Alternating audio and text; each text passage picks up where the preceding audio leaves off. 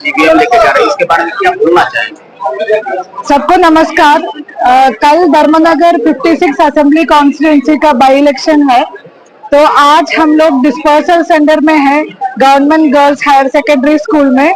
इधर से हमारा पोलिंग टीम्स का डिस्पैच हो रहे हैं।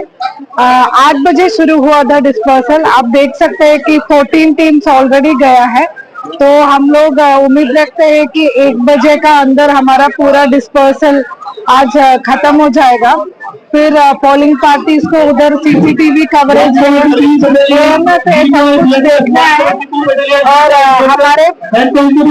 हमारा जो इलेक्शन प्रोसेस वो फाइनल डे में अभी जा रहे हैं, तो हमारा रिक्वेस्ट रहेगा कि अभी तक हमारा इलेक्शन फ्री फेयर और पीसफुल रहा है, कल भी ऐसे होना चाहिए। और धर्मनगर का लोगों को विदाउट एनी फियर आप लोग वोट देने के लिए आना है हमारा 55 पोलिंग स्टेशन में।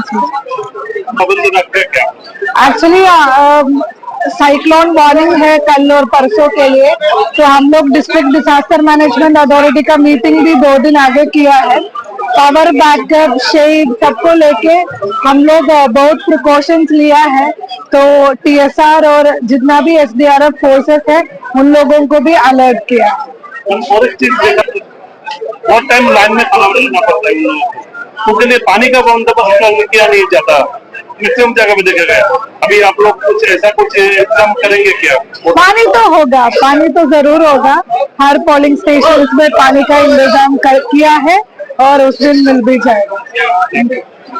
আজ আপনার ইভিএম এ ভোট নিয়ে যাচ্ছে কতটা সেন্টার রয়েছে এবং সকাল থেকে কটা থেকে শুরু?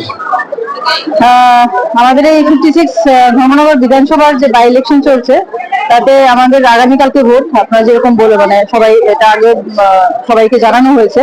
তো আজকে ভোট উদ্দেশ্যে ভোটের যারা কর্মী আছেন তারা এই ডিসপার্সাল সেন্টার থেকে আমাদের বিভিন্ন ভোট সামগ্রী, ইভিএম ছাড়াও আরো যা ভোট কাজে যেগুলো সামগ্রী দরকার পড়ে সেগুলো এখান থেকে কালেকশন করছেন এবং যাচ্ছেন। এখন পর্যন্ত আমাদের টোটাল 55টি পোলিং স্টেশনের মধ্যে প্রায় 15-16 জন টিম অলরেডি এখান থেকে ডিসপার্স হয়ে গেছেন, আর বাকিটা আমাদের শীঘ্রই ডিসপার্সাল শেষ হয়ে যাবে। ম্যাডাম, অনেক সময় দেখা যায় যে যারা ভোটার তারা রোদের মধ্যে দাঁড়িয়ে থাকতে লাগে বা পানীয় জলের ব্যবস্থা থাকে না, এবার কি এগুলো থাকবে? এবার থাকছে, আমরা আমাদের শেড অ্যারেঞ্জ করছি এবং পানীয় জলের ব্যবস্থা থাকবে। প্লাস এবার মোবাইল, এমনিতে তো আপনার সবাই জানেন যে পোলিং স্টেশনে মোবাইল নিয়ে আসা নিষিদ্ধ, পোলিং স্টেশনে মোবাইল ফোন নিয়ে আসা যায় না।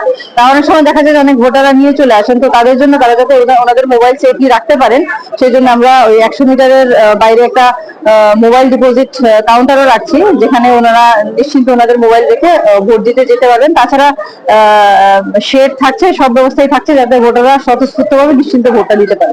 সিকিউরিটি অ্যারেঞ্জমেন্ট কিরকম? সিকিউরিটি অ্যারেঞ্জমেন্ট আমাদের প্রত্যেকটা পুলিশ স্টেশনে সিএপিএফ তো থাকছেই, তাছাড়াও আমাদের সেক্টর অফিসারদের সঙ্গে সিকিউরিটি থাকছে। তাছাড়া আমাদের পুলিশ প্রশাসনের তরফ থেকে প্রতি 2টা সেক্টর একটা ক্লাস্টার ফর্ম করা হয়েছে, তো সেই ক্লাস্টার গুলো কনস্ট্যান্ট মুভমেন্টে থাকবে। ক্লাস্টারে সিএপিএফ ও থাকছেন, সিএপিএফ এর কোম্পানি কমান্ডার যারা আছেন ওনারা মুভমেন্টে থাকছেন, এবং এই ক্লাস্টার গুলোতে মিনিমাম 12 জন টিএসআর, সিএপিএফ প্লাস একজন মিনিমাম ডিএসপি র্যাঙ্কের একজন সিনিয়র অফিসার থাকছেন।